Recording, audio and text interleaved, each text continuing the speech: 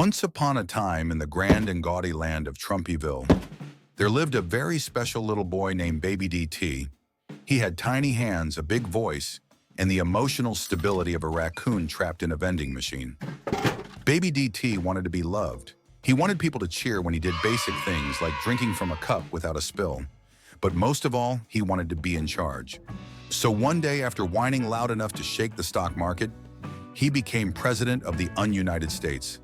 A once great nation, now held together by duct tape, student loan debt, and the last remaining McDonald's ice cream machine, which even under Baby DT's rule was still broken. Baby DT had big plans for the country. He promised to make America win again.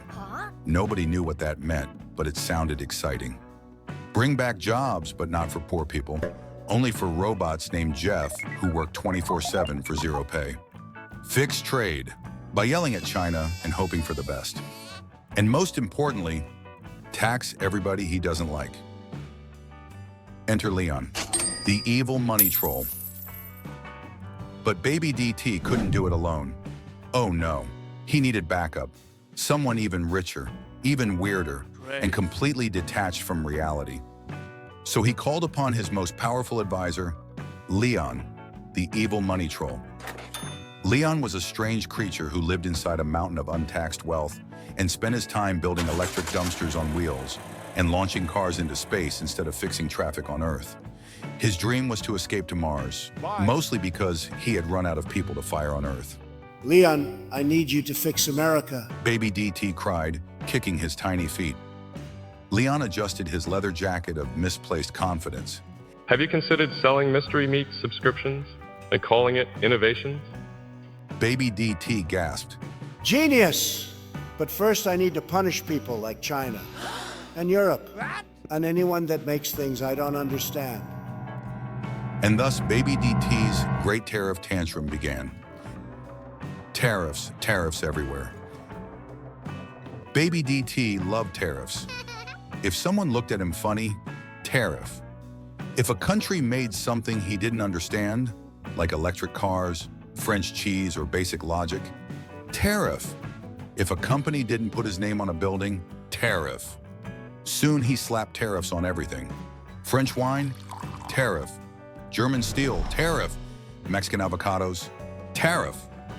Until he remembered guacamole was his favorite sauce for Taco Tuesdays.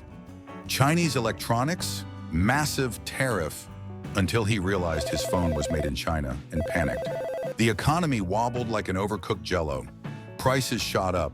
Americans were paying more for everything, from toasters to toothbrushes to Tesla flamethrowers. But Baby DT didn't care. They are paying the tariff. He screamed into the air.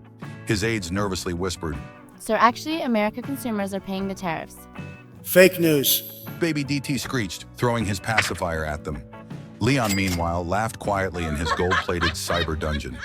Every tariff made American goods more expensive, which meant his overpriced electric dumpsters on wheels were suddenly more competitive. This is working out perfectly for me. Leon smirked, petting his Dogecoin like a Bond villain. The Doge team, which stood for Department of Grade School Expendables, was thrilled. This ragtag group of teeny musketeers existed only to do Leon's bidding.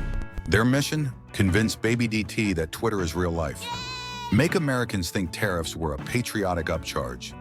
Ensure that Baby DT never, ever, ever figures out how taxes work. The Great Tariff Collapse.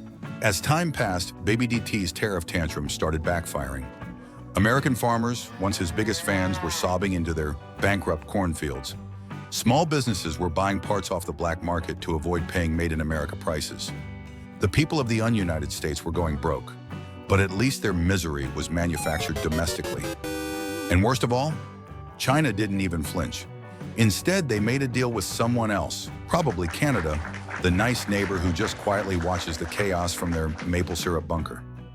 Baby DT lost his mind. How dare they trade without me? He shrieked, his face turning the same color as a sunburned Cheeto. The people begged him to end the tariffs. "We're suffering," they cried. "Please, Baby DT, have mercy." But Baby DT didn't know what mercy was. Instead, he doubled the tariffs. Then the economy cracked in half like a cheap plastic toy. Boom. Recession. Even Leon, the evil money troll, started sweating. Oh no, President Bro. Even I can't fix this with propaganda. Then launch me to space. Baby DT wailed. Okay, Mr. President. Leon said. And just like that, Baby DT was loaded onto a Cybertruck turned rocket and blasted into space with nothing but a gold-plated diaper and his last surviving Twitter bot. The aftermath. With Baby DT gone, the people of the ununited states breathe a sigh of relief. They repealed the tariffs, fixed the economy, and rediscovered that facts actually matter. As for Leon, he continued doing what he did best, selling things that don't work for way too much money. And in space, Baby DT sat in his floating golden high chair, still whining, still pouting, still demanding someone fix the mess he made. The moral of the story? Never put a baby in charge of the sandbox, because tariffs make great tantrums but terrible policies. The end.